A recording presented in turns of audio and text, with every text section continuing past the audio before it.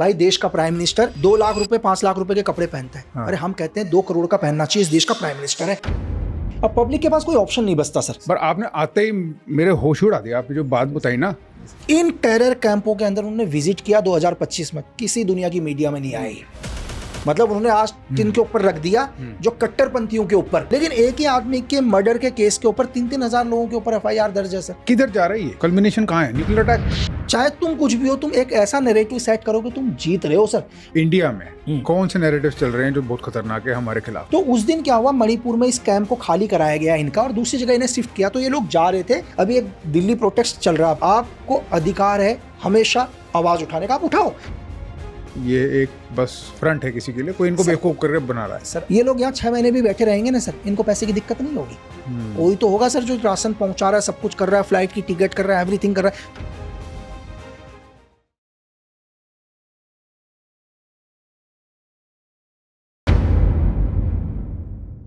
Lucky ji welcome. Thank you so much. आप आए, मेरे बहुत देर से दिल था कि आपसे बात करूंगा डिटेल में। पर आपने आते ही मेरे होश उड़ा दिया, आपने जो बात बताई ना।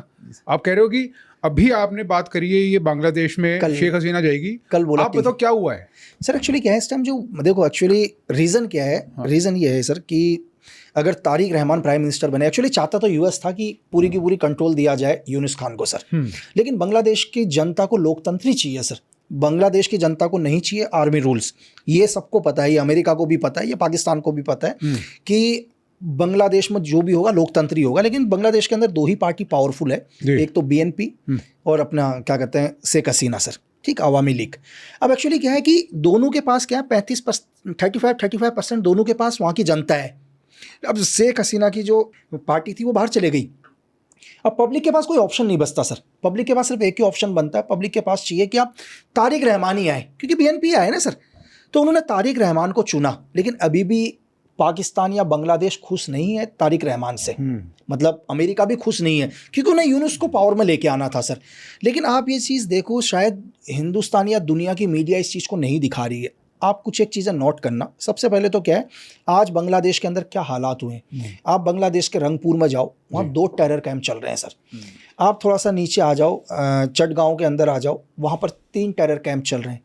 आप क्या कहते हैं सीट हिल पर आओ, वहाँ पर टेरर कैंप चल रहे हैं। तो बांग्लादेश के अंदर प्रेजेंट टाइम में 7 बड़े टेरर कैंप चल रहे हैं। तो सोचो कि भागलपुर, पाकिस्तान पूरा शिफ्ट कहाँ हो चुका है, बांग्लादेश।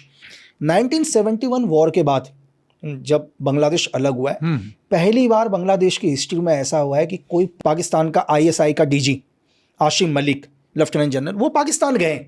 मतलब आज तक कभी ऐसा नहीं हुआ था कि कोई आईएसआई का चीफ बांग्लादेश पहुंचे। आशिम मलिक पहली बार बांग्लादेश गए और इन टेरर कैंपों के अंदर उन्होंने विजिट किया 2025 में, किसी दुनिया की मीडिया में नहीं आई। ये अभी हुआ है, ये अभी हुआ है, पिछले साल उन्होंने विजिट किया। और दूसरी चीज कि आप ये देखो, इस टाइम के बांग्लादेश के chief of army staff Mecca Medina जाते हैं, जो भी इनके धार्मिक प्लेस पर जाते हैं वहाँ पर आने के बाद वो सबसे पहला काम क्या करते हैं सर? मैं जितने भी लोगों से बात करता हूँ, मुझे सब लोग ये बताते हैं कि इंडिया में नैरेटिव वॉरफेयर है, एक इन्फॉर्मेशन वॉरफेयर है जो चल रही है हमारे आसपास सोशल मीडिया पे, और आप वो एक्सपीरियंस खुद करते होगे। तो अगर आप चाहते हो कि आपको कोई बेवकूफ ना बना सके, आपको अपनी ये मसल टेस्ट करनी होगी और आपको ये मसल स्ट्रेंथन करनी होगी। इसके अगेंस्ट कोई गार्डरेल्स हैं ही नहीं। The only way that you can actually guard yourself is by strengthening your mind and by enforcing critical thinking. जब मैंने IR की सर्विस छोड़ी थी, मेरा इंटेंशन था सिलेबस ऑफ लाइफ में वो स्किल्स सिखाए जाएं जो स्कूल और कॉलेज कभी नहीं सिखा सकता, which is exactly why I have done something for that. I have created a test for you, a BS detection test. मैं चाहूंगा कि आप वो टेस्ट लें. The link is in the description. After you take that test and you find it useful, which you will, share it with others, और लोगों के साथ उसको शेयर करके लोगों को टेस्ट दिलवा के क्रिटिकल थिंकिंग का लेवल इंडिया में बढ़ाना स्टार्ट करना जरूरी है। जब 1971 के अंदर क्या हुआ था, बांग्लादेश का जो अलग हुआ, तो उन्होंने अपने हीरोज के नाम पर वहाँ के 5 ब्रिगेड का नाम उनके ऊपर रखा था, 1971 के हीरो के ऊपर। आते उन्होंने उसको चेंज कर दिया सर, पहली बार बांग्लादेश की हिस्ट्री में। मतलब उन्होंने आज किनके ऊपर रख दिया, जो कट्टरपंथियों के ऊपर। आज वो वही चीज लेके आ रहे हैं जो आशिम मुनीर चाहता है। मतलब लेकिन पब्लिक धीरे धीरे ये चीज समझ गई है, क्योंकि शेख हसीना की मतलब जो भी 15 साल में शेख हसीना ने किया, लोगों को समझ में आ गया कि नहीं यार, हमारे को शेख हसीना ही चाहिए। तो मैंने ये बोला था, मैं कई टाइम से कह रहा था कि देखो शेख हसीना दोबारा आएगी, अवामी लीग दोबारा आएगी। और कल भी मैं टीवी 9 में बैठा हुआ था, तो मैंने कल टीवी 9 में भी बोला था कि सर मैं आज आपको ये बता के जा रहा हूँ कि दिसंबर के अंदर शेख हसीना जाएगी। तो और मैंने कहा कि अप्रैल तक बांग्लादेश की गवर्नमेंट कोलैप्स हो जाएगी। तो अभी उन्हीं का कॉल आ रहा था, सर का ही कॉल, यार बोले यार तुमने सुबह बोला और शाम को देखो अभी न्यूज़ में आ गया कि शेख हसीना दिसंबर में बांग्लादेश जा रही है, जबकि शेख हसीना ने बोला है कि बांग्लादेश में उन्हें जाते ही मार दिया जाएगा। ये प्लानिंग है, बिल्कुल बिल्कुल, क्योंकि आईएसआई का ये है सीधा का सीधा कि शेख हसीना जैसी आती है उन्हें एसिनेशन कर दो बांग्लादेश के अंदर। पाकिस्तान की हिस्ट्री में तो कई प्रधानमंत्रियों को इन्होंने किसी को फांसी में लटका दिया, किसी को धमाके में उड़ा दिया, क्योंकि उनको पता है अगर शेख हसीना आएगी तो जो उनका कई टाइम से जो प्लानिंग चल रही है पूरा का पूरा बांग्लादेश को हिंदुस्तान के खिलाफ एक लॉन्च पैड की तरह यूज़ करने का, तो उसमें असफल होंगे सर। लेकिन नहीं, मैं फिर भी आपसे ये कह रहा हूँ, आप देखोगे कि अप्रैल तक ये गवर्नमेंट गिर के शेख हसीना की सरकार दोबारा आएगी बांग्लादेश के अंदर सर। और ऐसा नहीं है कि हम ला रहे हैं, चुनेंगे बांग्लादेश की जनता ही। आज बांग्लादेश की जनता ही चाहती है, तभी तो सर शेख हसीना के कोई ना कोई तो फॉलोअर्स होंगे बांग्लादेश में, है ना उनके फॉलोअर। बिल्कुल। तो उन्होंने बोला है कि आज आपको दोबारा जनता चाहती है। तो ऐसा नहीं है कि शेख हसीना को इसके बारे में नहीं पता, क्योंकि बांग्लादेश से पूरी की पूरी इन्फॉर्मेशन शेख हसीना को जा रही है। और तभी शेख हसीना ने डिसाइड किया कि मैं बांग्लादेश जाऊंगी, क्योंकि उन्हें पता है कि अगले साल तक दोबारा अवामी लीग बांग्लादेश में आएगी सर। तो क्या आपकी प्रिडिक्शन ये भी है कि अप्रैल में सरकार तो गिरेगी, बट क्या शेख हसीना की असैसिनेशन हो सकती है? सर पूरा खतरा है शेख हसीना को, ऐसा नहीं है कि खतरा नहीं है, कि शेख हसीना को खतरा नहीं है, पूरा का पूरा असैसिनेशन करने की तैयारी है। चाहे बैकफुट में मैं सीआईए का नाम डायरेक्ट नहीं लूंगा, लेकिन दुनिया को पता है कि आईएसआई को फंड कौन कर रहा है सर। आईएसआई को बिना फंडिंग के तो आईएसआई काम नहीं करती है, तो कोशिश रहेगी। लेकिन शेख हसीना देखो थ्रेट है उनको, ऐसा मैं मना नहीं कर सकता कि थ्रेट नहीं है, लेकिन कहीं ना कहीं शेख हसीना की सिक्योरिटी की जिम्मेदारी रॉ के पास है, आरएनडब्ल्यू के पास। तो हम तो उनके देश में तो हमारा इंटरफेरेंस नहीं होगा सर कि आरएनडब्ल्यू, हम तो अपने देश में, क्योंकि हम बांग्लादेश की पॉलिटिक्स में हम ना इंटरफेयर करते हैं, कुछ भी नहीं, वो अपना एक अलग देश है। लेकिन फिर भी उनकी जनता शेख हसीना के फेवर में है। अगर शेख हसीना को थोड़ा सा भी थ्रेट करने की कोशिश करी तो फिर तो बांग्लादेश के अंदर एक गृह युद्ध स्टार्ट हो जाएगा सर। अच्छा, बिल्कुल एक गृह युद्ध में चला जाएगा बांग्लादेश। सिविल वॉर स्टार्ट हो, बिल्कुल ही अभी भी है, लेकिन अभी दबाया जा रहा है, वो इस लेवल पर नहीं है। आज भी क्या है, आज भी आपको मैं बताऊं, जो इलेक्शन हुए थे तारिक रहमान के, उस इलेक्शन में शेख हसीना के फॉलोअर को जाने ही नहीं दिया सर। उन्होंने तो वोट डाले ही नहीं है ना, उनको तो पहुंचने ही नहीं दिया। बांग्लादेश के अंदर क्या चल रहा है, बांग्लादेश के अंदर आप सोचो कि शेख हसीना की पार्टी के या जो उनके भी फॉलोअर्स थे, जो शेख हसीना को चाहते थे, आपने दुनिया में किस देश के अंदर सुना है कि एक आदमी की हत्या के लिए 3-3 हजार लोगों के ऊपर एफआईआर सर? बताओ, ये तो लॉ है कि अगर 10 लोगों से 15-20 लोग से ऊपर होता तो बलवा में आ जाता है, लेकिन एक ही आदमी के मर्डर के केस के ऊपर 3-3 हजार लोगों के ऊपर एफआईआर दर्ज है सर। तो प्रेशर है शेख हसीना के फॉलोअर्स के ऊपर। और आईएसआई क्या कर रहा है इसके अलावा, कि वो बांग्लादेश को लॉन्च पैड की तरह यूज करना चाह रहा है, और क्या कर रहा है? सर देखो, आईएसआई यहाँ बांग्लादेश आप देख लो, आज पाकिस्तान के अंदर आप देख लो सर, पाकिस्तान के अंदर लोग कह रहे हैं कि ये सिविल वॉर नहीं है, तो ये क्या है सर? हर रोज बलोच लिबरेशन आर्मी कभी पाकिस्तान के आर्मी के ऊपर अटैक करता है, कभी इनकी ट्रेन को हाईजैक कर देता है, कभी इनके सोल्जरों को अटैक करता है। यहाँ तक कि बीएलए ने तो ये भी बोल दिया, बलोच लिबरेशन आर्मी ने, कि पाकिस्तान की आर्मी शाम को सनडाउन के बाद पेट्रोलिंग नहीं कर सकती बलोच के अंदर। और आपको मैं बताऊं, अगर आप बलोच का स्टेटमेंट देखो, आप कंटिन्यू बलोच के स्टेटमेंट आ रहे हैं उनके लीडर्स के, उन्होंने कह दिया दुनिया के हर देश को सर, उन्होंने हर देश को बोला, अमेरिका को भी बोला है, अगर आपको बलोच में कोई भी काम करना है, आपको बलोच के रिसोर्सेज चाहिए, तो आप बलोच से बात करो, आप पाकिस्तान से बात नहीं करोगे, क्योंकि बलोच एक इंडिपेंडेंट देश है। अभी बलोच ने अपनी करेंसी निकाल दी सर कुछ दिन पहले। देखो, मुझे तो पाकिस्तान के अंदर बैन किया हुआ है सर, मेरे तो सारे सोशल मीडिया अकाउंट सब चीज़ पाकिस्तान में बैन हूँ सर मैं तो। अच्छा, सारा बैन सर, मतलब मेरा कोई भी चीज़, कोई भी सोशल मीडिया XYZ कोई पाकिस्तान में नहीं चलता, पूरा बैंड है, पूरा बैन कर रखा है सर, नेशनल सिक्योरिटी का हवाला देके उन्होंने। अच्छा जी सर। हाँ, तो आपकी बात ठीक है कि बलोच लिबरेशन आर्मी ये सब कर रही है, वो अपनी फ्रीडम है सर। वो कह रहे हैं कि फ्रीडम क्या है, उन्होंने बोल दिया हम एक इंडिपेंडेंट स्टेट हैं आप बस। और आप यहाँ देख लो सर, आप कश्मीर के अंदर, आज़ाद कश्मीर के अंदर आकर आप देख लो, आप PO के अंदर आकर देख लो, आज आप TTP को देख लो, तहरे तालिबान पाकिस्तान को आप देख लो, तो हर जगह से तो पाकिस्तान भी अंदर तो एक कहीं ना कहीं तो सिविल वॉर चल ही रहा है उनका। और वहाँ अफगानिस्तान से उनका लगातार वॉर चल ही रहा है, अफगानिस्तान से उनका वॉर चल रहा है सर। तो पाकिस्तान, लेकिन क्या है कि इस सिचुएशन में भी पाकिस्तान की आम जनता तो खत्म होती जा रही है, वो गरीबी से भी नीचे जा रही है। लेकिन जितनी भी पाकिस्तान आर्मी है, पाकिस्तान आर्मी आज दुनिया की सबसे रिचेस्ट आर्मी है सर। सबसे ज़्यादा पैसा है इनके आर्मी ऑफिसर्स के पास, क्योंकि पाकिस्तान में जितना भी बजट आता है, जो भी एड फंडिंग आती है, IMF ने जो भी फंड करता है, वो पाकिस्तान की जनता के पास तो कभी पहुंचता ही नहीं है। वो किसके पास पहुंचता है? सारे आर्मी ऑफिसर्स के पास पहुंचता है सर इनके।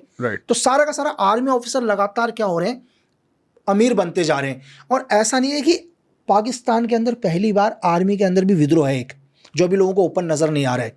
एक्चुअली क्या है सर कि पाकिस्तान के आसिम मुनीर ने खुद को फील्ड मार्शल बना दिया। राइट, मतलब वॉर तो हुआ नहीं हिंदुस्तान से ऐसा कुछ भी, क्योंकि इन्फेंट्री एक कदम भी मूव नहीं हुई। एक एयर स्ट्राइक तुमने करी, एयर स्ट्राइक हमने करी। आर्मी तो कभी एक दूसरे देश के अंदर एंटर नहीं हुई। जब आर्मी एंटर नहीं हुई, क्योंकि आसिम मुनीर तो थल सेना के अध्यक्ष थे, वायुसेना के तो अध्यक्ष नहीं थे। अगर फील्ड मार्शल आपको बनाने तो आप वायुसेना के अध्यक्ष को बनाओ ना, लेकिन आसिम मुनीर ने खुद को बना दिया फील्ड मार्शल। अब आसिम मुनीर को यह पता है कि वो पूरे जीवन भर कभी भी रिटायर तो होंगे नहीं सर। करेक्ट, पूरा कंट्रोल आर्मी के पास रहेगा उनका। जब आर्मी के पास कंट्रोल रहेगा तो पाकिस्तान की हिस्ट्री में सबका एक ही सपना होता है कि अगला जनरल मैं बनूंगा, मैं पैसा कमाऊंगा। अब सपोज करो आसिम मलिक अभी ISI DG हैं इस टाइम, तो उनका भी सपना है यार मैं जनरल बनूं। अगर तुम जनरल बन भी जाओगे तो कंट्रोल तो आसिम मुनीर का रहेगा। तो कहीं ना कहीं इंटरनल कॉन्फ्लिक्ट भी पाकिस्तान आर्मी के अंदर स्टार्ट हो चुका है सर, आसिम मुनीर के खिलाफ। आसिम मुनीर के खिलाफ। आपको क्या लगता है क्या हुआ सर? देखो, लेकिन पाकिस्तान, मैंने आपको यही बोला सर, क्या होता है पाकिस्तान के अंदर फॉल्स ऑपरेशन चला के पाकिस्तान की आर्मी अपने ही ऑफिसर्स को मार देती है। ब्लेम किसके ऊपर लगाती है? कभी ब्लेम लगा देती है BLA के ऊपर, कभी ब्लेम लगा देगी तहरीक तालिबान के ऊपर, या किसी भी इंसर्जेंट ग्रुप के ऊपर वो ब्लेम लगा देते हैं, जबकि ये अपने ही ऑफिसर्स को खत्म कर देते हैं सर। तो जो भी आवाज आसिम मुनीर के खिलाफ उठने की कोशिश करेगी, मैं सिविलियंस की बात नहीं कर रहा हूँ, मैं आर्मी पर्सन की बात कर रहा हूँ, उनको भी किलिंग कर देंगे। और आसिम मुनीर इस टाइम अपने आप को खुद को सर, इस टाइम आपने देखा होगा डोनाल्ड ट्रम्प का सबसे खास समझ रहे हैं, क्योंकि 4 बार वो शायद अमेरिका का विजिट कर चुके हैं। तो आसिम मुनीर को लग रहा है कि यार अमेरिका उनके साथ खड़ा है। तो ऐसा नहीं है कि आसिम मुनीर को पहली बार लग रहा है। जब अगर आप देखो तो 1999 में परवेज मुशर्रफ को भी लगा था, 71 के वॉर में भी लगा था इन्हें, 65 में भी इनको लगा हुआ है। तो हर बार इनको लगता है। तो जब भी इन्हें ऐसा लगा कि अमेरिका इनका बहुत खास है, तो पाकिस्तान को नुकसान बहुत हुआ है सर। अब अभी भी इनको लग रहा है कि इन्होंने डील ब्रोकर करवा दी है ईरान के साथ, कैंसिल हो गई ना दोबारा। अभी फिर से मतलब देखो, उन्होंने तो डील करनी नहीं है सर। देखो, शर्तें दोनों देशों की ऐसी है, क्लियर पता चल रहा है कि दुनिया को गुमराह किया जा रहा है। ना तो ईरान सीज फायर चाहता है, ना सीज फायर चाहता है अमेरिका सर। जब दोनों देश ही सीज फायर नहीं चाहते तो सीज फायर होगा कैसे सर? ठीक है, आपका दोनों देश नहीं चाहते हैं सर। इस ईरान और अमेरिका की जो चल रही है, ये आप कह रहे हो कि दुनिया को बेवकूफ़ बना रहे हैं, असल में क्या हो रहा है आपके हिसाब से? सर देखो, असल में हम दोबारा आते हैं पीछे इस कहानी को समझने के लिए। जो लोगों को आज वॉर लग रहा है ना सर, ये वॉर आज का नहीं है। अच्छा। कभी भी क्या होता है कि हमें लगता है यार कि अमेरिका और ईरान का वॉर हो गया, इजराइल ने ईरान के ऊपर हमला कर दिया। हमें लगता है कि यार 3.5 साल से यूक्रेन और रशिया का वॉर चल रहा है। हमें इसे समझने के लिए सर, देखो, अगर इस चीज़ को रियल समझना है तो हम आएंगे सेकेंड वर्ल्ड वॉर में सर। ठीक है, दोबारा से 1945 में आ जाते हैं। जब 1945 में आपको सबको पता है कि हिटलर ने अपने आप को सुसाइड कर लिया, एक बंकर के अंदर अपने आप को मारा और जर्मन हार गया। बहुत चीजें हैं उसमें भी। ठीक है, लेकिन हुआ क्या, उस टाइम ब्रिटेन के जो प्राइम मिनिस्टर थे चर्चिल, चर्चिल ने ये बोला कि नहीं, जर्मन हार गया, लेकिन जर्मनी को जिन देशों ने हराया वो पावरफुल नहीं बनने चाहिए। तो 1 जून 1945 को पहली बार एक ऑपरेशन लॉन्च होता है दुनिया के अंदर। ये MI6 का ऑपरेशन था चर्चिल का। इस ऑपरेशन का नाम था ऑपरेशन अनथिंकेबल। अच्छा। इस ऑपरेशन का एक ही मकसद था सर, इस ऑपरेशन का एक ही मकसद है कि उन देशों को पावरफुल कभी नहीं बनने देना जिन्होंने अभी जर्मनी को हराया है। और इसमें पहला नंबर आता है किसका? USSR का, उस टाइम के USSR का। तो धीरे धीरे 80 के दशक में चर्चिल खत्म हो गए, लेकिन ऑपरेशन चल रहा था। आप सबको पता है कि 90 के दशक में USSR टूट गया सर। लेकिन USSR टूटा, लेकिन इतना ब्रिटेन की MI6 को ये नहीं पता था कि रशिया फिर भी इतना पावरफुल बनेगा। ये लगा लो कि 90 के दशक से लगातार रशिया को खत्म करने के लिए ऑपरेशन अनथिंकेबल कंटिन्यू है। 2014 में आपने देखा कि इनका पहले एक इन्होंने शांति समझौता किया था यूक्रेन के साथ कि हम लोग वॉर नहीं करेंगे, व्लादिमीर पुतिन वगैरह ने। फिर आपने देखा कि जैसे यूक्रेन के साथ वॉर स्टार्ट हुआ, अब यहाँ रशिया और यूक्रेन का वॉर चल रहा है, यूक्रेन को कमजोर, मतलब रशिया को खत्म करने के लिए। लेकिन तभी क्या है कि कहीं ना कहीं MI6, CIA, 5 आइज या पूरे यूरोप या नाटो को लगता है कि यहाँ तो वॉर चल रहा है, ये सही समय है इस टाइम पूरे एशिया को कंट्रोल करने का। अब एशिया में कंट्रोल करने के लिए एशिया के अंदर क्या है, अपना ईरान एक ऐसी जगह है जिसको अगर हम अपने कंट्रोल में ले लें तो हम एशिया को कंट्रोल करेंगे। लेकिन ईरान पर एकदम से हम कैसे हमला करें यार, आप किसी भी देश में कैसे हमला कर दोगे? तो इन्होंने वही चाल चली जो 2000 के दशक में आपको पता है कि इराक के खिलाफ करा। इन्होंने पूरी दुनिया को क्या गुमराह किया इराक में। जो पहली रिपोर्ट MI6 ने भेजी थी कि सद्दाम हुसैन, लास्ट में कुछ भी नहीं हुआ ना सर, लाखों लोग बेघर हो गए सर। लास्ट में क्या निकला? कुछ भी नहीं निकला। सेम यही क्या बोल रहे हैं कि ईरान भी न्यूक्लियर बना रहा है, न्यूक्लियर बना रहा है, न्यूक्लियर बना रहा है। अब क्या है, इन्होंने कहा कि इस बहाने से हम क्या करेंगे, रजीम चेंज करेंगे। हम रजीम चेंज कर देंगे, हमारा जो भी लीडर आएगा, एक प्रॉक्सी लीडर हम जो भी लेकर आएंगे वो हमारे हिसाब से चलेगा। जैसे उन्होंने अभी सीरिया के अंदर किया है। सीरिया पर इन्होंने क्या किया, एक अंदर ही उनके अटैक करवाया, बसर की सरकार को गिराया। वो बेचारा मॉस्को चला गया, तो रशिया सीरिया को उन्होंने अपने कंट्रोल में लिया। अब उन्होंने कहा कि हम इसको भी अपने कंट्रोल में ले लेंगे, लेकिन एक्चुअली जैसे इन्होंने ईरान के ऊपर अटैक किया, अब ईरान के ऊपर अटैक किया, चलो उन्होंने वेनेजुएला को अपने कंट्रोल में ले लिया था। चाइना बोलता है कि ठीक है यार, वेनेजुएला से मेरा कोई मतलब नहीं है, मेरा और वेनेजुएला बहुत दूर है, तुमने अपने कंट्रोल में ले लिया, कोई बात नहीं, लेकिन तुम मेरे घर के पास नहीं आओगे, ठीक है। रशिया बोलता है तुम मेरे घर के पास नहीं आओगे, क्योंकि चलो ईरान के साथ हमारे कई डील्स हो चुके हैं, बिजनेस डील, ईरान के साथ हमारी बहुत लंबी डील है, तो हम ईरान को तुम्हारे कंट्रोल में नहीं आने देंगे सर। आज जो ईरान लड़ रहा है, ईरान अब आपको फ्रंट में दिखाई दे रहा है, हाँ। लेकिन ईरान को जितना भी बैकअप है, जो कंटिन्यू फाइट कर रहा है, वो फाइट कौन कर रहा है? वो फाइट रशिया या फाइट चाइना कर रहा है सर। तो ये वॉर अगर आप 2 साल भी खींचो, 3 साल भी खींचो, 5 साल भी खींचो, तो ये वॉर चलता रहेगा सर, ये वॉर नहीं रुकेगा। देखो, इस युद्ध का एक ही एंड है सर, अगर ये युद्ध दुनिया में रुकना है, चाहे वो रशिया यूक्रेन वॉर हो, चाहे आज ईरान और इजराइल और अमेरिका वॉर हो, जो कि आप कह रहे हो एक्चुअली में एक ही वॉर है, ये पूरा एक ही वॉर चल रहा है सर। अभी धीरे धीरे आएगा, आप कुछ दिन के बाद शायद धीरे धीरे आप धीरे धीरे सुनोगे कि ताइवान के साथ भी कॉन्फ्लिक्ट हो रहे हैं चाइना की, ये आपको सुनने को मिलेगा। कहीं ना कहीं CIA क्या करेगा, ताइवान को भी उलझाएगा चाइना के साथ, कि चाइना यहाँ उलझे। तो वॉर एक ही है, इस वॉर का एंड एक ही है सर, न्यूक्लियर अटैक। वो कल हो जाए चाहे कभी भी हो जाए, या आपको लगता होगा सर, अगर नहीं होगा तो फिर आप सोचो कि ये वॉर नहीं रुकेगा 5-10 साल तक सर, जब तक इकोनॉमी पूरी क्रश नहीं हो जाएगी दुनिया की, वॉर रुकेगा ही नहीं। हर बार सीज फायर होगा सर। लोगों ने क्या बोला था? लोगों ने बोला था कि रशिया यूक्रेन पर हमला कर रहा है, और बड़े बड़े एक्सपर्ट आए थे दुनिया के, 6 दिन में वॉर खत्म, पूरा यूक्रेन को कवर कर लेगा सर। 3.5 साल हो गए सर, कुछ नहीं हुआ। लोगों ने क्या बोला कि ईरान के ऊपर हमला करेगा, बस रजीम चेंज 24 घंटे के अंदर, और 24 घंटे के सर आज भी देख लो आप, जुलाई चल रहा है सर, फरवरी में अटैक हुआ था सर, कुछ भी नहीं हुआ था सर, और कंटिन्यू वैसा ही चल रहा है। और अमेरिका ने क्या किया? डोनाल्ड ट्रम्प जी ने एक स्टेटमेंट दिया कि हमारे तो 13 सोल्जर शहीद हुए, 13 से 14 की गिनती नहीं जा रही है सर आगे, वो 13 ही है ग्राउंड पर सर। अब तो और भी बड़े दे चुके हैं ना स्टेटमेंट्स की, मतलब बंद नहीं हुआ उनसे, बंद नहीं हुआ सर, मतलब वॉर बंद नहीं हो सर, वॉर वो चाहते ही नहीं है बंद करना, ये दुनिया को जरूर लग रहा है। देखो क्या होता है कि डोनाल्ड ट्रम्प, अभी इलेक्शन है, सबको पता है, मिड टर्म इलेक्शन है सर नवंबर में। अब डोनाल्ड ट्रम्प कहीं ना कहीं अमेरिका को ये दिखाने की कोशिश कर रहे हैं, अमेरिका की जनता को ये दिखाने की कोशिश कर रहे हैं, यार हम तो शांति चाहते हैं, लेकिन ईरान नहीं चाह रहा है। देखो, उन्हें भी अपनी जनता को तो जवाब देना पड़ेगा सर। अब जनता को जवाब देना पड़ेगा, लेकिन वो जनता को ये नहीं बता रहे हैं कि हमारी शर्तें ऐसी है जो दुनिया में कोई नहीं मानेगा।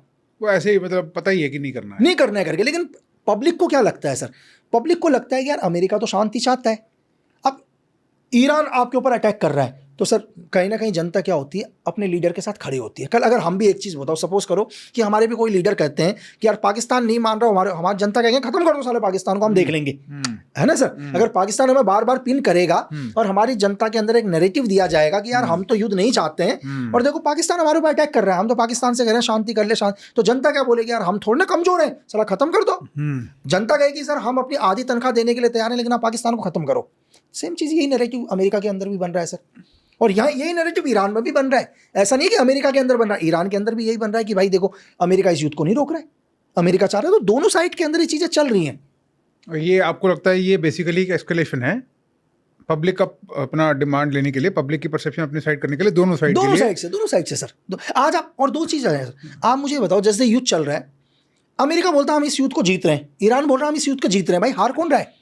आप कुछ भी उठा के देख लो, अमेरिका बोलता मैंने ईरान को इतना नुकसान कर दिया, ये कर दिया, वो कर दिया, ईरान बोलता मैंने अमेरिका को ये कर दिया, वो कर दिया, वो कर दिया। तो भाई तो हार कौन रहा है? तुम दोनों ही युद्ध जीत रहे हो, तो दोनों तो पॉसिबल ही नहीं है युद्ध जीते। तो युद्ध का एक ही रूल है सर, युद्ध का एक ही रूल है कि युद्ध चाहे तुम कुछ भी हो, तुम एक ऐसा नैरेटिव सेट करो कि तुम जीत रहे हो सर।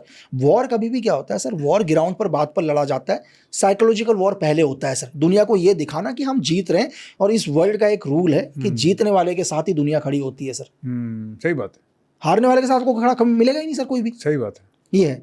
तो अभी आपको क्या लगता है क्या होगा?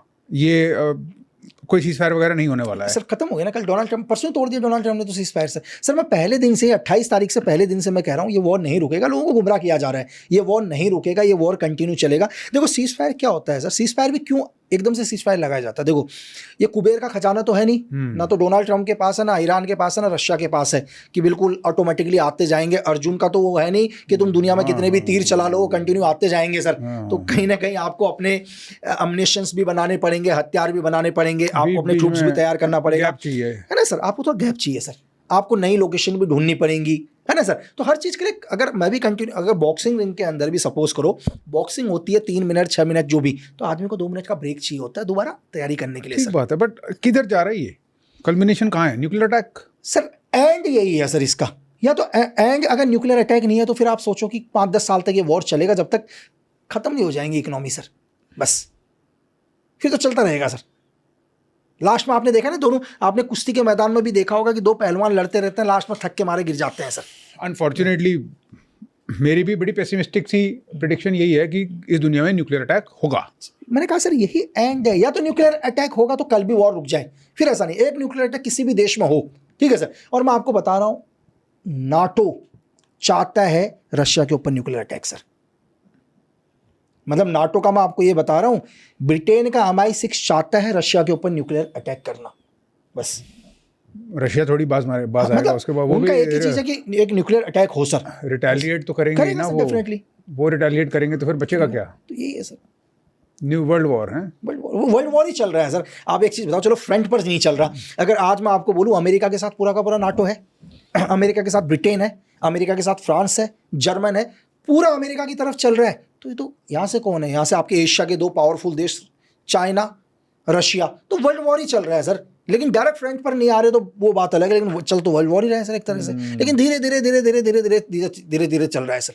यहाँ क्या बोल रहा है, यहाँ ब्रिटेन बोलता है दुनिया को कि मैं इस वॉर में नहीं हूँ। ब्रिटेन बोल रहा है, अगर ब्रिटेन बोलता है कि मैं इस वॉर में नहीं हूँ, तो इनसे ये पूछो कि यार तुम्हारी साइप्रस के अंदर जो तुम्हारी इंटेलिजेंस विंग बैठी हुई है MI6, वो क्या कर रही है साइप्रस में? वो साइप्रस में बैठ के जॉइंट ऑपरेशन क्यों कर रही है CIA के साथ? तुम बोलते हो नहीं हूँ। फ्रांस बोलता है कि मैं इस वॉर में नहीं हूँ, तो सर आपने अपनी नेवी को क्यों मूव किया है? अगर ब्रिटेन कहता है तो आपकी रॉयल एयरफोर्स क्या कर रही है सर? आप दुनिया को गुमराह कर रहे हो। अभी आपने, मैं आपको बताऊं, नाटो के चीफ का एक स्टेटमेंट सुनो सर आप। ये स्टेटमेंट आप दिखाना, आपको मिल जाएगा। नाटो के चीफ पहले एक स्टेटमेंट देते हैं कि हम इस वॉर में अमेरिका के साथ नहीं है। चलो दुनिया बोलती है नाटो अमेरिका को, अमेरिका नहीं है, अमेरिका अकेला लड़ रहा है। कुछ दिन के बाद नाटो का चीफ का एक स्टेटमेंट मैं आपको भेज दूंगा सर। वो क्या बोलते हैं पता है? बोला कि डोनाल्ड ट्रंप जो कर रहे हैं बिल्कुल सही कर रहे हैं, हमारे को उनकी लीडरशिप पर फक्र है। यार एक तरह आप कह रहे हो कि हम अमेरिका के साथ नहीं, और दूसरी तरफ आप ही बोलते हो कि अमेरिका जो कर रहा हो बिल्कुल सही है और डोनाल्ड ट्रंप एक पावरफुल लीडर है और हमें उन पर गर्व है। तो फिर आप दो स्टेटमेंट कैसे देते हो? आप दुनिया को गुमराह कर रहे हो कि हम अमेरिका के साथ नहीं है इस वॉर में, जबकि आप इस पूरे वॉर में अमेरिका के बैक पर हो सर। पर एक बात बताओ, अगर इसका कल्मिनेशन ये है, दो कल्मिनेशन है, या न्यूक्लियर वॉर होगा या इकोनॉमिक्स, दोनों इकोनॉमीज कोलैप्स कर जाएंगी, पूरी वर्ल्ड इकोनॉमी एक बार कोलैप्स करेगी। लोगों की, आम लोगों की सर। पावरफुल लोग तो पावरफुल बनेंगे सर। मतलब इकोनॉमिक, एक एग्जांपल के लिए सर, एक कंपनी जहर बना रही है और दुनिया को जहर बेच रही है, दुनिया जहर खा के मर रहे हैं, लेकिन जिसका जहर बिक रहा हो कंपनी तो कमा रही है ना सर। मेरी बात समझ रहे हो? पूरी दुनिया के अंदर वेपन्स बिक रहे हैं सर, पूरी दुनिया में ऑयल का क्राइसिस हो रहा है। तो इसके पीछे कौन है? ये पॉलिटिशियंस इसके पीछे हैं कि उसके पीछे कोई और है? नहीं सर, ये तो पॉलिटिशियन तो क्या होता है सर, हमारे को दिखाई देते हैं। पॉलिटिशियन तो आज गए कल गए, दुनिया के पावरफुल लोग जो पूरी दुनिया को कंट्रोल करते हैं कौन है ये सर? आप बहुत सारे हैं। सपोज करो, आप एक छोटा सा एग्जांपल बताता हूँ आपको। दुनिया का एक रॉयल फैमिली देख लो आप, ब्रिटेन की रॉयल फैमिली देख लो, जो पूरी दुनिया को कंट्रोल कर रही है। लोगों को लगता नहीं यार कि आज तक तो कभी आया ही नहीं रॉयल फैमिली का नाम, रॉयल फैमिली का नाम आज तक कभी नहीं आ रखा। तो आपको लगता है कि ब्रिटेन के अंदर लोकतंत्र है? आपको लगता है, क्योंकि आपको लगता है कि यार ब्रिटेन में इलेक्शन हो रहे, प्रधानमंत्री बन रहे, लेकिन आपको समझ में नहीं आ रहा कि प्रधानमंत्री को कैसे कंट्रोल किया जाता है। FCDO, लोगों को FCDO आज भी लोग फख्र से लगा के चलते हैं कि FCDO के मेंबर। भाई FCDO दुनिया में कर क्या रही है, पहले वो चीज़ देखो ना सर। क्या है ये?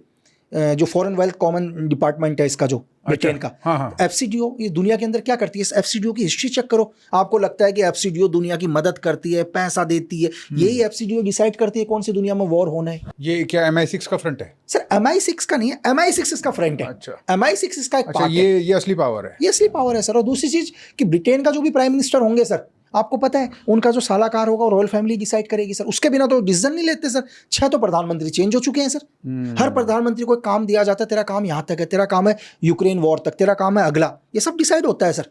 ये हमें लगता है ऐसा कि ये सब चीजें नहीं है, ये डीप स्टेट है, ये बहुत डीप स्टेट सर। हमें सिर्फ नजर आता है सामने, हमें नजर आ रहा है डोनाल्ड ट्रंप।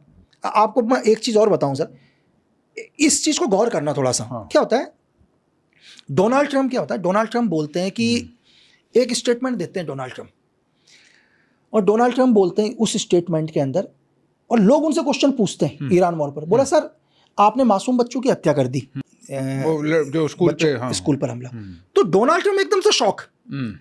आप पीट हेगसेथ की बॉडी लैंग्वेज चेक करना सर, हेगसेथ की ना। हाँ। मैंने जबकि अपने ट्वीट पर 19 मार्च को मैंने ये बताया था कि अमेरिका का जो वॉर चल रहा है, इस वॉर के पीछे एक आदमी मेन है, पीट हेगसेथ, है ना। मैंने 19 मार्च को बोला है सर, आप ट्विटर पर चेक करें, दुनिया की मीडिया पर आया था, और उसके 8 दिन के बाद डोनाल्ड ट्रंप ने अपने स्टेटमेंट दिया है कि पीटर हेक्सेट इस वॉर पर है, इन्होंने हमारे को इस वॉर पर लेकर मतलब आए। इन्होंने मेरे को एडवाइस किया स्टीव कुशनर और हेक्सेट ने। बिल्कुल। हाँ। अब एक चीज ध्यान से देखना सर, जैसे ही डोनाल्ड ट्रंप ये चीज, वो एक जर्नलिस्ट उनसे क्वेश्चन पूछ रहा है, तो पीटर हेक्सेट की बॉडी लैंग्वेज को चेक करो सर। हम लोग बॉडी लैंग्वेज चेक करते हैं तो क्या होता है, उस सवाल पर उसकी बॉडी लैंग्वेज बहुत घबराने वाली है कि एक जर्नलिस्ट ने क्या सवाल पूछ दिया प्रेसिडेंट से, और जैसे ही क्वेश्चन पूछा तो डोनाल्ड ट्रंप पूछते हैं पीटर हेक्सेट से क्या बोल तो रहे हैं? पीटर हेक्सेट पता है क्या बोलता है, सर इन्वेस्टिगेशन चल रहा है। यानी कि आप ये सोचो कि दुनिया में कोई तो है जो अपने प्रेसिडेंट को भी गलत इंफॉर्मेशन दे रहे हैं। मेरी बात समझ रहे हैं? हम लोग कह रहे हैं कि अमेरिका ने या CIA ने या ईरान ने, इजराइल ने बच्चों को मारा, लेकिन आप अमेरिकन पब्लिक से जाके पूछो, अमेरिकन पब्लिक पता है क्या बोल रही है? बोले हमने थोड़ा ना मारा, ईरान ने खुद अपने ऊपर अटैक किया है। सर किसी ने तो नैरेटिव सेट किया है, किसी ने तो वहां की जनता को बोला है कि हमने नहीं मारा, हमें बदनाम किया जा रहा है। तो वो लोग कौन है जो इस तरफ का दोहरा गेम खेल रहे हैं, जो अपने प्रेसिडेंट को भी एक सही इंफॉर्मेशन नहीं दे रहे हैं? कोई तो ऐसा नहीं है कि एक प्रेसिडेंट को हमेशा सही इंफॉर्मेशन मिलती है सर।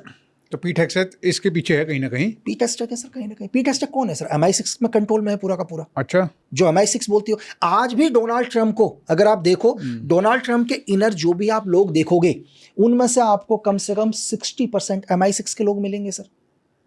MI6 के 60% MI6 के लोग मिलेंगे। ये CIA कैसे अलाउ कर रहा है कि उनका खुद का प्रेसिडेंट MI6 का एक एसेट है? अच्छा सर एक चीज एग्जांपल के लिए, हाँ। फॉर एग्जांपल CIA के अंदर भी बहुत सारे लोग काम कर रहे हैं। एग्जांपल के लिए बहुत सारे लोग काम कर रहे हैं, जरूरी थोड़ा ना कि वो CIA के ही है तो CIA की नौकरी CIA की कर रहे हैं, अमेरिका के लिए नौकरी कर रहे हैं, क्या पता इन्फ्लुएंस MI6 से हो सर।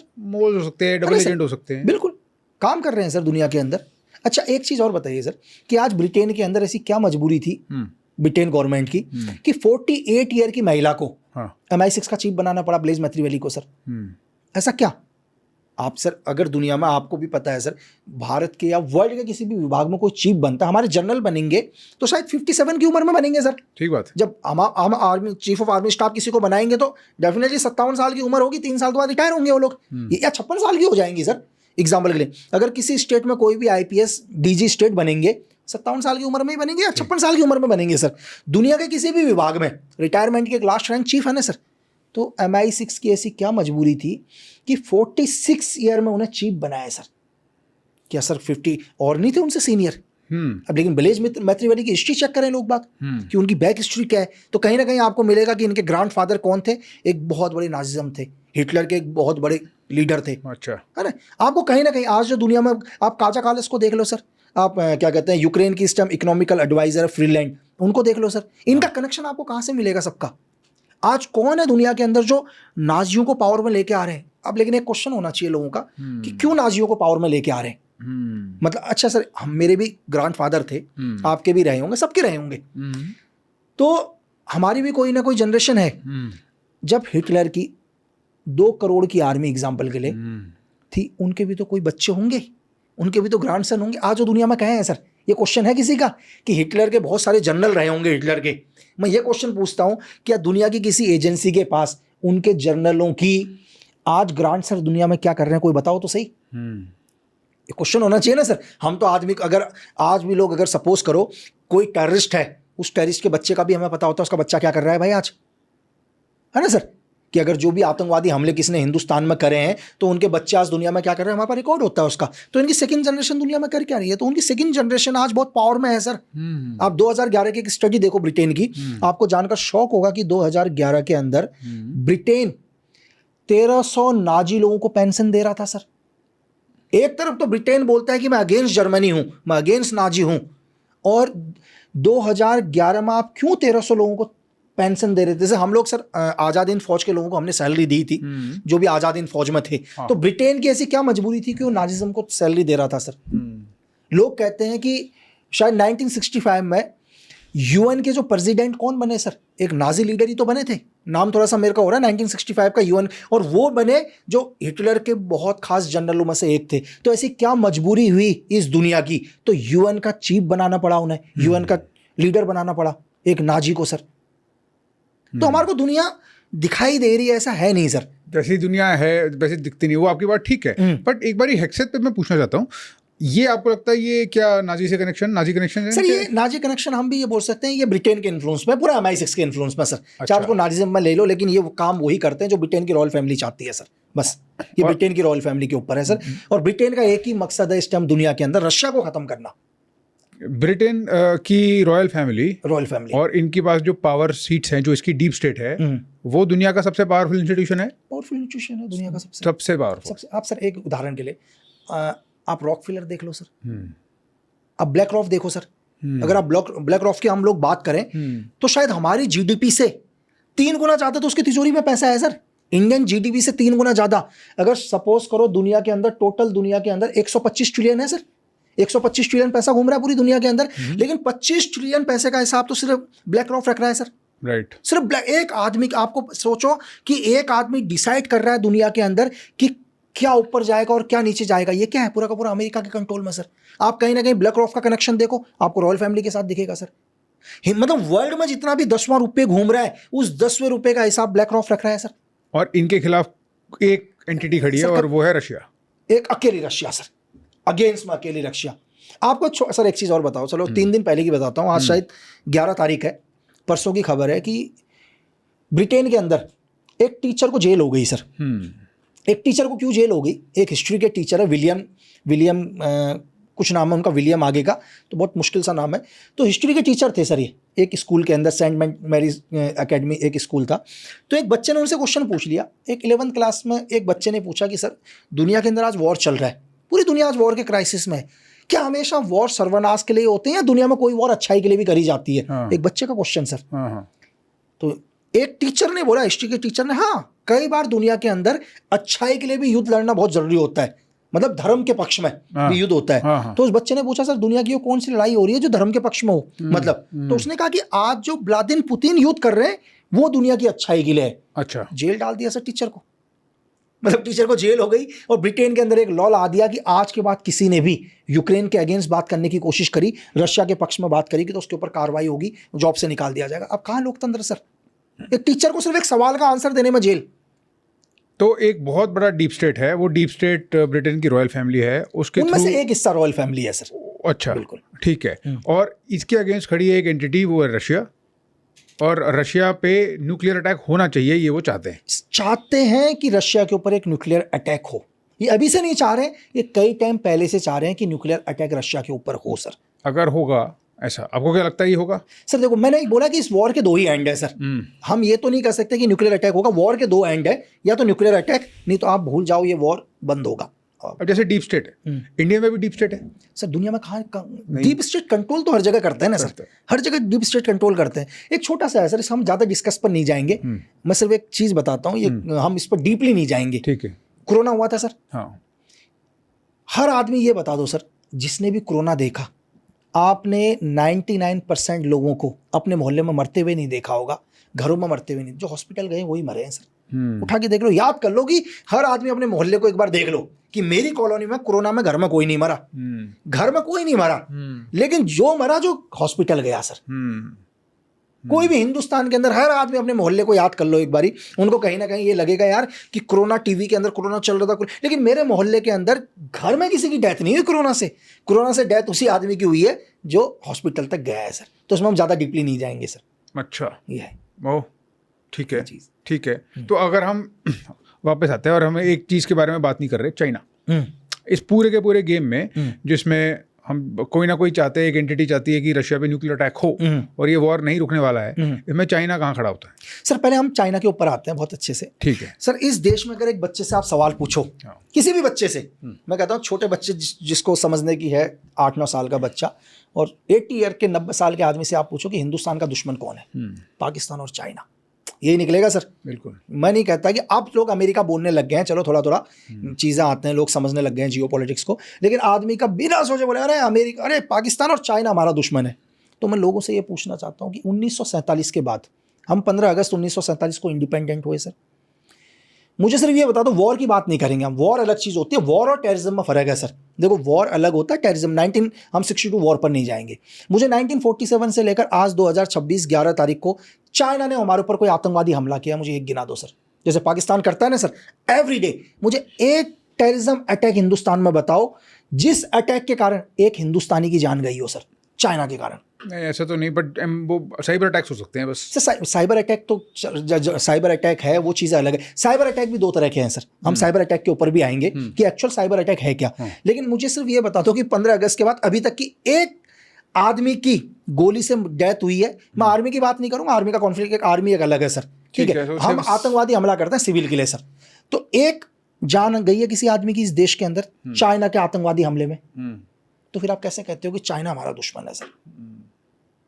यार इस देश में मैंने तो 1947 से लेकर 2026 तक चाइना ने इस देश में एक भी आतंकवादी हमला नहीं किया, एक भी धमाका नहीं हुआ, किसी आदमी को गोली नहीं लगी, तो आपने कैसे चाइना को दुश्मन माना? मैं क्वेश्चन है सर ऐसा। किसी ने तो माना होगा भाई मेरे को कि चलो यार उसने कहा इसलिए मैं कह रहा हूं, उस भाई ने मुझे बोला चाइना दुश्मन है तो मैं वही चीज कह रहा हूं। लेकिन अगर आपसे मैं पूछूं कि कैसे है दुश्मन, मुझे ये बताओ सर। कोई भी आदमी मतलब कोई ये कह सकता है कि एक तो उन्होंने हमारी बहुत सारी टेरिटरी ले ली है वहाँ पे लद्दाख में और अरुणाचल में, दूसरा ये कि वो बार बार ऐसे स्टेटमेंट देते हैं पाकिस्तान के फेवर में, और वो बोलते हैं कि इंडिया को सावधान रहना चाहिए। सर देखो स्टेटमेंट देना एक अलग चीज़ है सर, हम भी स्टेटमेंट देते हैं। मैं भी कहता हूं कि हमारे को रशिया के साथ डील करनी चाहिए, इसका मतलब मैं भी एक टेररिस्ट हूं यूएस के लिए। मैं तो कह रहा हूं कि यार हमारे को हमेशा रशिया के साथ खड़ा होना चाहिए क्योंकि रशिया हमारे साथ हमेशा खड़ा हुआ। तो इसका मतलब मैं टेररिस्ट नहीं हूं ना सर, ये मेरा व्यक्तिगत है, मैं किसी भी देश को सपोर्ट कर रहा हूं। ठीक बात है, ये तो मेरा व्यक्तिगत है। मैं रशिया को सपोर्ट करता हूं तो मेरे को तो कल ब्रिटेन बोलेगा कि लक्की बीस तू तो आतंकवादी है, अमेरिका बोलेगा तू तो आतंकवादी है ना। अगर वो कहता है कि ठीक है मैं पाकिस्तान को सपोर्ट करता हूं, लेकिन क्या चाइना पाकिस्तान को आतंकवादियों को पैसा देके हमारे देश में अटैक कर रहे हैं? वो हमारे पास कोई क्या कहते हैं NIIB MI RNW किसी की रिपोर्ट है कि चाइना ने किसी टेरर फंड को पैसा दिया? देखो वो बिजनेस कर रहा है, वो चाहे पूरी जमीन खरीदे, वो ग्वादर पोर्ट को ले, वो पूरा का पूरा श्रीलंका को ले, है ना। उसने श्रीलंका की गवर्नमेंट को कोलैप्स कर दी, हमारी नहीं करी है। एग्जाम्पल के लिए वो बोले कि ठीक है मैं बांग्लादेश के अंदर भी एक पोर्ट बनाऊंगा। वो सर दुनिया के अंदर हर देश को अधिकार है वो पावरफुल बने, हमें भी अधिकार है कि हम दुनिया के पावरफुल बनो, जिसके लिए हम कुछ भी करें। हमें करना चाहिए था, हमने तो डील करी थी ना सर। कोरोना से पहले तो एक पोर्ट को बनाने की डील हमसे थी, 2 साल तक प्रोजेक्ट रुका, तब चाइना के पास गए हैं। तो फिर आप कैसे कह सकते हैं कि मतलब क्या है ना सर। अब आप हम आते हैं क्यों, देखो एक नैरेटिव होता है, दुनिया का सबसे बड़ा वॉर क्या नैरेटिव है ना सर। अच्छा एक चीज है सर, एक बहुत सारे लोगों का, हमारे सीनियर भी हमसे बोलते हैं कि क्या किसी ने यूक्रेन और रशिया का वॉर देखा है ग्राउंड पर जाकर? नहीं। कैसा कोई हिंदुस्तानी है जो ग्राउंड पर जाके जिसने वॉर होते हुए देखा? कोई हिंदुस्तानी है जिसने ईरान के वॉर होते हुए देखा इजराइल के साथ ग्राउंड पर जाके? नहीं है ना सर। लेकिन एक हम वही बोल रहे हैं जो हमारे दिमाग में एक नैरेटिव सेट किया गया है, जो मैंने न्यूज़पेपर्स पर पढ़ा, जो किसी लीडर का स्टेटमेंट आया। ग्राउंड पर क्या हुआ धरती में किसी को नहीं पता कि रशिया के कितने सोल्जर शहीद हो चुके हैं, यूक्रेन के कितने सोल्जर शहीद हो चुके हैं। दुनिया में किसी आदमी ने ग्राउंड पर नहीं देखी है कोई बॉडी बैग, किसी ने नहीं देखी है। लेकिन दुनिया वो बोलती है जो हमें दिखाया जाता है, हम स्क्रीन पर देखते हैं, हम पेपर्स पर पढ़ते हैं, हमारे मोबाइल पर जो आता है, हमारे को जो इन्फॉर्मेशन मिलती है हम उसको सच मानते हैं। तो दुनिया के अंदर जो सबसे खतरनाक वॉर होता है नैरेटिव का वॉर सर। बस आपको क्या लगता है इंडिया में कौन से नैरेटिव चल रहे हैं जो बहुत खतरनाक है हमारे खिलाफ? बहुत खतरनाक मिस इन्फॉर्मेशन इस देश के अंदर। आपको मैं एक छोटा सा उदाहरण बताता हूँ, 5 दिन पहले का। अरे मुझे ही 100 गालियां पड़ी हैं सर। अच्छा, दबा के गालियां मुझे भी। आप इंस्टाग्राम पर देखो ना, मतलब एक रात में बाढ़ आ गई, और रात में क्या बाढ़ आ गई आधे हिंदुस्तान के मोबाइलों में कि चाइना 60 किलोमीटर अंदर घुस गई और चाइनीज आर्मी घुस गएगा। मतलब हिंदुस्तान के अंदर बाढ़ आ गई सर। हर दूसरे मोबाइल में आदमी गालियां दे रहा है इंडियन आर्मी को, गालियां दे रहा है देश को, और हमारा देश कहाँ सुरक्षित है 60। मतलब यार आपने किसी आदमी को, मैं सोया नहीं उस रात को पूरा सर। मैंने क्या हुआ, एक वीडियो डाली मैंने, हमारे फॉरवर्ड पोस्ट पर बात करी मैंने, मेरे दोस्त लोग थे यार। मैंने कहा क्या है यार ये? बोले यार क्या बात कर रहा है, फॉरवर्ड पोस्ट में सब फेक है ये चीज़। मैंने कहा ये तो है। मैंने कहा कैसे चल रहा है? तो मैंने एक वीडियो डाल दी सर कि ये दुनिया के अंदर एक भ्रम फैलाया जा रहा है, मिस इन्फॉर्मेशन है, चाइना आर्मी हमारे देश के अंदर नहीं एंटर हुई है। लोगों ने सर दबा के कि ये दिख नहीं रही तुमको, वीडियो भेजना शुरू कर दिए। रात मैंने पता लगाया, पहले मैंने देखा सर कि यार ये चाइनीज़ आर्मी की तो ड्रेस है नहीं, ये चाइना आर्मी की ड्रेस है ही नहीं। हमने उनको पूरा चेक किया ये किस आर्मी की ड्रेस है, पूरे एक एक बैच को चेक करना शुरू किया। और यकीन मानो सर रात को 11 बजे हम लोग बैठे, सुबह 3 बजे हमें पता चला सारा एनालाइज करके कि ये दुनिया की कोई आर्मी नहीं है। और हमें तब पता चला कि जिस को ये चाइनीज़ आर्मी दिखा रहे हैं नॉर्थ ईस्ट के लोगों के साथ धक्का मुक्की हो रही है, ये एक्चुअली में UNLF एक ग्रुप है, यूनाइटेड नेशन लिबरेशन फ्रंट, और एक आतंकवादी संगठन है, इंसर्जेंट संगठन है। और ये क्या हुआ था, इसका सीज फायर चल रहा है भारत सरकार के साथ। तो उस दिन क्या हुआ, मणिपुर में इस कैंप को खाली कराया गया इनका और दूसरी जगह इन्हें शिफ्ट किया। तो ये लोग जा रहे थे और गांव वालों के साथ मिले हैं, क्योंकि सब लोकल लोग हैं तो रिश्तेदारी है, तो कुछ लोग रो रहे हैं। तो एक दुनिया के एक वर्ग ने ऐसा नैरेटिव चला दिया, क्योंकि दिखने में वो चाइनीज जैसे हैं, सर एग्जाम्पल के लिए बोला तो चाइनीज आ, तो आप समझ सकते हो सर कि एक देश में आधे हिस्से को आक्रोश ला दिया। तो मिस इन्फॉर्मेशन, इससे खतरनाक क्या हो सकता है सर? अगर आपको लगता है, आप ग्राउंड पर जाओ ना यार, लाइन ऑफ एक्चुअल कंट्रोल है, पूरा ओपन है, जाओ बाइक में लेकर जाओ, घूम कर आओ, देख कर आओ कि क्या चल रहा है ग्राउंड पर। लेकिन आपके मोबाइल में कोई भी एक इंफॉर्मेशन आती है, आप उसको सच समझ लेते हो सर। मतलब उस पर कोई रिसर्च नहीं करना आपके लिए। आप क्या सोचते हो कि हर आर्मी की ड्रेस पहना हुआ आदमी फौजी है सर? अरे दुनिया के अंदर कितने ऐसे, तो वर्ल्ड में मैं आपको हजारों संगठन ऐसा बता दूंगा जो आर्मी की ड्रेस पहनते हैं लेकिन टेररिज्म ऑर्गेनाइजेशन है सर। आपको मैं हिंदुस्तान में बता दूंगा 36 इंसर्जेंट ग्रुप जो इंडियन आर्मी से ड्रेस पहनते हैं बिल्कुल। आप नॉर्थ ईस्ट में चले जाओ सर, आप NSCN देख लो, NSCN-IM देख लो, KYKL देख लो, PLF देख लो, पुल्फ देख लो, प्रीपाक देख लो सर। हजारों, मतलब कितने ग्रुप हैं जो जिनकी पूरा ड्रेस आर्मी जैसी है। और किस टाइप की इंफॉर्मेशन वॉरफेयर चल रही है यहाँ पे? और सर देश के अंदर क्या है कि एक बच्चे हैं जो एकदम से आते हैं, बोलते हैं यार हम जस्टिस मांग रहे हैं, रातों रात उन बच्चों को क्या होता है, पूरी दुनिया प्रमोट करती है। इंडिया को छोड़ दो सर, सोशल मीडिया के अंदर उनको एक रात में हीरो बना दिया जाता है। लेकिन अगर आप उनको ध्यान से एनालाइज करोगे तो आपको नजर आएगा टर्की, बांग्लादेश, पाकिस्तान, आसपास के सारे फॉलोइंग, बॉट फॉलोइंग उनको कर दिया। तो एक देश को क्या नैरेटिव सेट किया कि यार ये हमारे को क्या करेंगे, ये इस देश के भविष्य के लिए आए हैं। लेकिन सर उनके पीछे का उन बच्चों को भी समझ में नहीं आ रहा है हमारे को कैसे यूज किया जा रहा है, हमारे को कैसे। अभी एक दिल्ली प्रोटेस्ट चल रहा है, आपको देखा होगा सर। हमारे को प्रोटेस्ट के, हम देखो, आपको अधिकार है हमेशा आवाज उठाने का, आप उठाओ, लेकिन क्या सच में आप आवाज उठा रहे हो, आप मोहरा बन रहे हो किसी को? हमारे को आवाज से दिक्कत नहीं है, हमारे को दिक्कत है कि आप किसी की प्रॉक्सी तो नहीं बन रहे हो।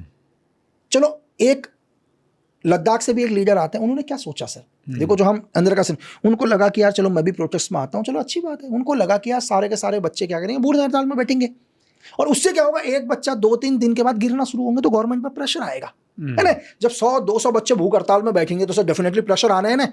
तो बच्चे तो सर वो तो उनको तो एक पिकनिक जैसा लग रहा था, तो पिकनिक बोला हम नहीं बैठेंगे, वो अकेला लीडर बैठा हुआ है सर। वो कह रहा है मैं कहाँ फंस गया हूँ यार साथ में आके, बोला मैं तो साला इनके भरोसे आया और मैं उल्टा यहाँ फंस चुका हूँ। तो ये आपको लगता है कॉकरोच जनता पार्टी वगैरह जो है ये एक बस फ्रंट है किसी के लिए, कोई इनको बेवकूफ करके बना रहा है? सर मैं अगर 4 दिन काम ना करूँ ना सर, एक क्वेश्चन, तो सर्वाइव दिक्कत हो जाती है। मेरा भी घर है ना सर, मेरा अपना घर है, घर चलाना है, सब कुछ चाहिए, तो मुझे पैसा चाहिए। ऐसा तो है नहीं कि मेरे दादा परदादा कोई बहुत बड़े बिजनेस टाइकून रहे हो कि मैं अगर 4 महीने काम ना करूं तो काम नहीं होगा। तो हमारे को सर्वाइव करने के लिए हम लोग काम करते हैं लगातार।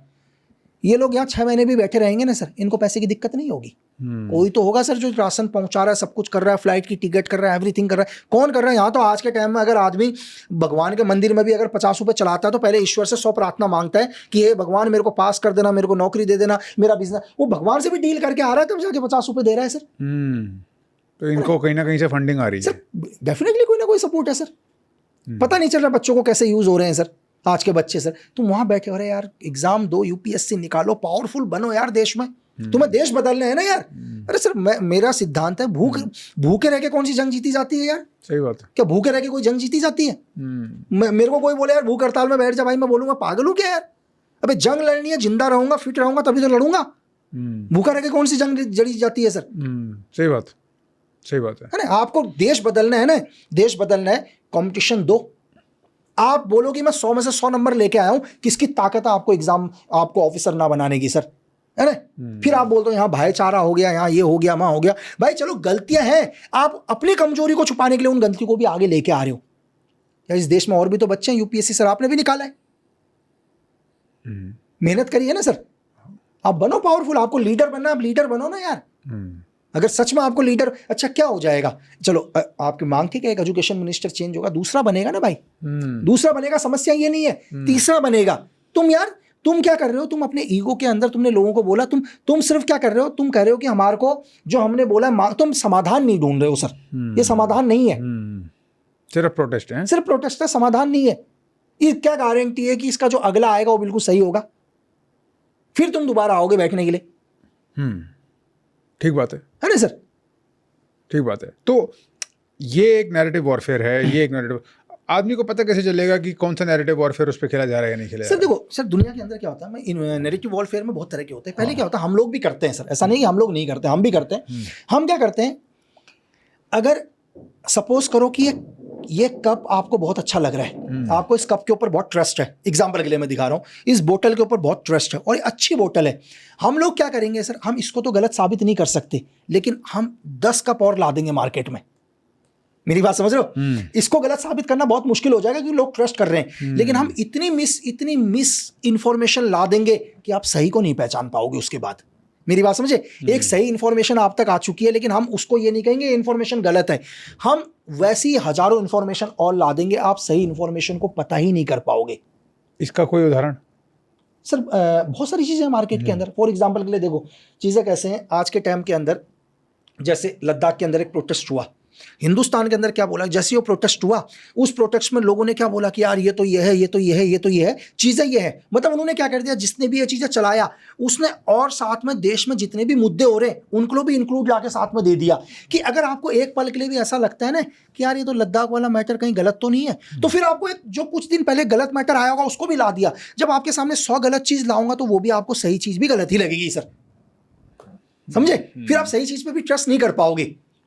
आपके इंडिया के बारे में क्या प्रेडिक्शंस हैं अगले कुछ महीनों में और अगले कुछ सालों में? सर देखो, हिंदुस्तान पावरफुल देश बन रहा है सर। अगर पावरफुल देश नहीं बन रहा होता तो अमेरिका बार बार धमकी नहीं देता। कहीं ना कहीं तो पावरफुल बन रहा है, देश पावरफुल है। अगर इस चीज़ में भी किसी को शक है तो ये जाकर आप पाकिस्तान से पूछो, आप चाइना से पूछो, आप अमेरिका से पूछो, आपको लगेगा। इसमें बहुत सारे लोग ऐसे हो जाएंगे जो क्वेश्चन करेंगे कि यार कि नहीं कि वही नैरेटिव जो आपको मैं मिस इन्फॉर्मेशन बोल रहा हूँ कि आपके नरेंद्र मोदी जी तो जा रहे हैं, डोनाल्ड ट्रंप साहब के सामने उन्होंने हाथ जोड़े। यार भाई एक चीज़ बताओ, क्या दुनिया, अच्छा एक चीज़, आप आओ सर, अभी मैं आपसे मिला, मैं आपसे हाथ ही तो जोड़ूंगा, आप आए सर, जिसने पहले देख लिया हम बोलेंगे सर नमस्ते। लेकिन नैरेटिव सेट कैसे किया जाता है, इस भाई को बोलेंगे कि जैसे लक्की बिस्ट आएगा तो कैमरा खींचना, आप ऐसे रहोगे अभी एग्जाम्पल के लिए, लेकिन एक आदमी का क्या काम होगा, ऐसे बोलेंगे देखो लक्की बिस्ट हाथ जोड़ रहा था इनके आगे, एक नैरेटिव बोल रहे तुम्हारा लीडर तो इतना कमजोर। अबे हाथ नहीं जोड़ रहा, हमारा संस्कार है भाई, हमारे संस्कार है। हमारे एक लीडर आके बोलते हैं कि सर आप बैठो, वो बोलते हैं अरे ये तो चाप बैठ, मतलब बैठने से भी डर रहा है। सर इस नैरेटिव सेट किया जाता है, आपके संस्कारों को भी आपकी कमजोरी बनाकर दिखाया जाएगा। अच्छा एक चीज़ और कि भाई देश का प्राइम मिनिस्टर 2 लाख रुपए 5 लाख रुपए के कपड़े पहनता है। अरे हम कहते हैं 2 करोड़ का पहनना चाहिए, इस देश का प्राइम मिनिस्टर है। दुनिया को हम ये दिखाएंगे कि हमारा प्राइम मिनिस्टर है भाई, हमारा प्राइम मिनिस्टर 10 करोड़ के कपड़े पहनेगा। क्यों सर?